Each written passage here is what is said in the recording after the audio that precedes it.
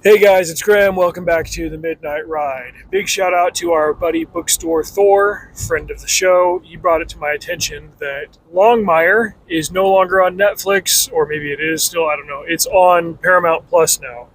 I pay for Paramount Plus. I do not pay for Netflix and have not for 6 years. Netflix sucks. Anyway, I started rewatching it. There are 6 seasons of 10 episodes each, I believe. So there's only 60 episodes total, and I prefer that shorter format almost because you don't end up with stuff like Smallville where they've just got really bad filler episodes because there's a quota and everything's rushed. When it's 10 episodes or even 8 episodes, they've got a little bit more room to breathe. They can take their time, they can get it right, but they also get a little bit more room to work with than if they were just doing a 2-hour feature. The TV show is very different from the book series. I've seen every episode of the series. I've read every book that Craig Johnson has put out in the Longmire series.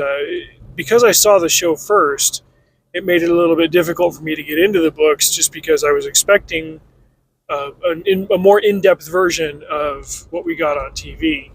But even though Craig Johnson was an executive producer, I guess whoever was doing script writing and more of the directing and stuff, or not an executive producer, he got a producer credit. Ultimately, they wanted to go in a different direction slightly with Walt's character as well as the story arc. It took me a while to come around to Walt as his character is written in the book, but I appreciate both versions for what they are. So, in a brief summary of the pilot, we check in on Walt. He's apparently a little bit less active as a police chief, and his deputies are holding down the fort with the goings on in the fictional town of Durant. We quickly find out that Walt has been a widower for a year to the day, and that his wife died, we're led to believe, of cancer, but as we soon find out, there's more to the story than that. She had cancer when she died.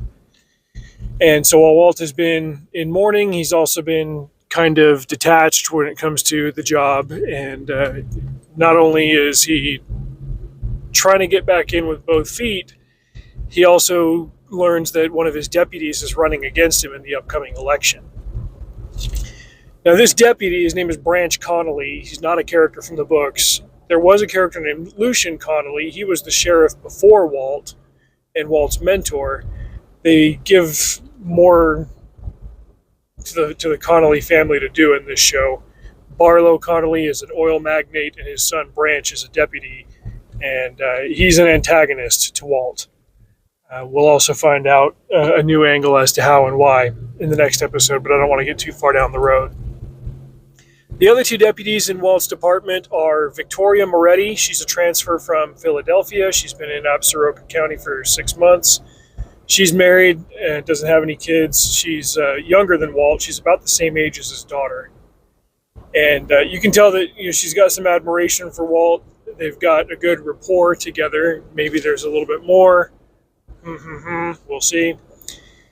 And she's out handling a murder case when the episode begins, and she's leaving messages on Walt's answering machine saying, "Hey, come check this out. We've got a body."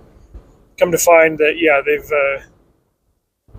got a dead body. There's a bit of a red herring at first, but then they do find a dead guy out in the snow in the mountains, and he was shot from a great distance.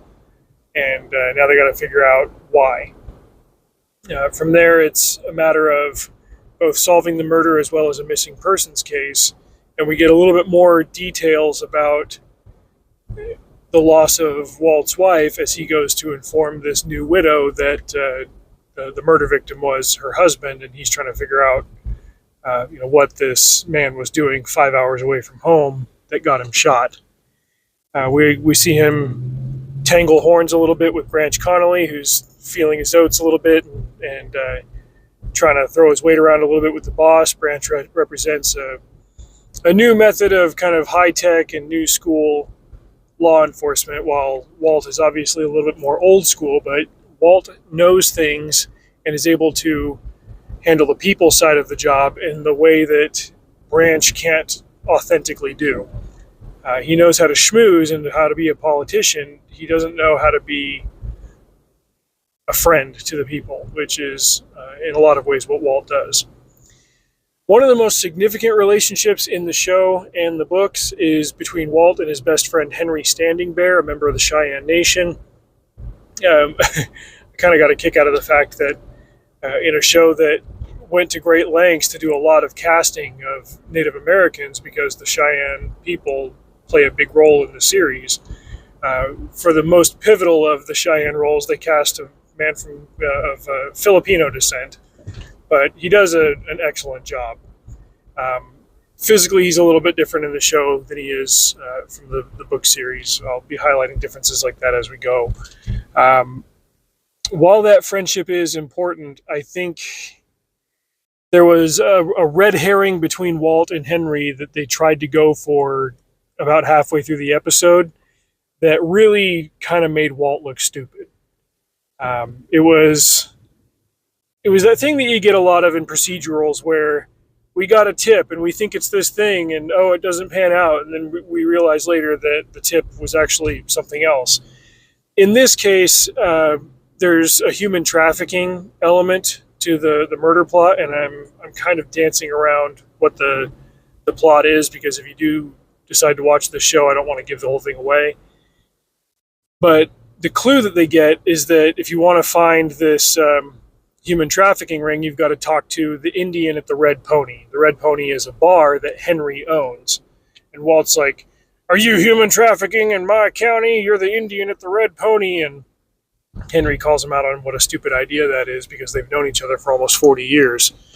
And then later they realize that there might actually be a different Indian that works at the Red Pony. So it's one of those things where you can see the script through the holes in the writing, which is a phrase that I'm going to pat myself on the back for coining. They needed a false flag? That's wrong. They needed a red herring. That's the third time I've said that in this video, whatever. They needed Walt to bite on something that wasn't true so that later he could be like, oh, it was really this. Pilots of TV shows will have a miss here and there. This was one of them. It's a point that I remember thinking about when I first watched the show, and then watching it again, I'm like, yeah, this was a dumb move. This was the writers feeling like they had to kind of buy time while Walt figured out what else was really going on. While Walt is not invincible, he is a lot smarter than that. But anyway, he's able to make up with Henry for the screw up, and they work together to put it together as to what's really going on and who's responsible for the murder and the human trafficking, and go from there. And then the episode resolves with Walt planting something by the ground next to the highway, and they're a little bit coy with the photography on this one. It looks like he's planting a cross by the highway. No, he's planting a sign for his own re-election. You can tell this town is so small that he hasn't really had to campaign and run for re-election. Nobody's really run against him. But in addition to everything else that he's got going on, still being in mourning for his wife, it being the anniversary of her death, and dealing with murder mysteries in his small town, now he's actually got a campaign against one of his own deputies, no less. And it's about to get a little bit more complicated than that. There are very few of the books that ended up being the basis for episodes of the show.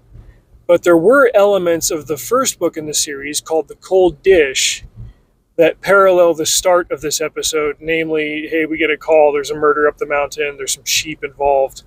There's a little bit that's similar to that, but then it goes pretty different from there. So again, like there's the bare bones of the series, of the book series, and the TV show is kind of built around that. But the refreshing quality of that, I guess, is that the show and the books are both really, really good, even if they're about wildly different versions of these characters. I mean, Vic is still a little bit mouthy and sassy, and she's got that Philadelphia attitude, and Henry is still a very strong advocate and representative for his culture and for its preservation and such. So there's all that, but it's different in a lot of other ways. Walt in the books is a little bit more. He's a little bit more casual. In the show, he's a little bit more serious. In the pilot episode, actually, there was a suspicion that he might have been drinking and driving, whereas he would never do that. Whereas in the books, he totally cracks one open on the way home from the station. That's not necessarily a staple of his behavior throughout the series, but I remembered that one sticking out when I read the first book the first time. Another element from the show that's not very prevalent in the book series is the tribal law enforcement for the Cheyenne Nation has a very antagonistic attitude towards Walt. And this will play a lot more heavily in seasons 2 and 3. But they mention in this pilot episode that their former chief of police is in jail right now. Walt found out that the guy was doing bribery and extortion and other crimes and had the guy arrested. And the Cheyennes view that as white law enforcement meddling with our own stuff on our reservation, and so they're pissed at him. But he's got to work with them because the crime involves the trafficking of an underage Cheyenne girl, which just adds another layer of complication to what he's got to deal with in this small, close-knit community. Anyway, it's been a lot of fun to rewatch this. I'm a couple of episodes in, and I figured before going any farther into season 1, it would be cool to do these little single episode recaps on the Midnight Ride and give you guys a chance to watch along. So check out Longmire if you've got Paramount Plus. I don't know if it is still on Netflix, whatever. I remember when it was originally on, that it was on A&E for the first 3 seasons. It got canceled, but Netflix picked it up and ran 3 more seasons. You can tell there's a bit of a tonal shift between season 3 and 4, but we'll talk about that when we get there. So watch along and stay tuned for the next review or recap or whatever.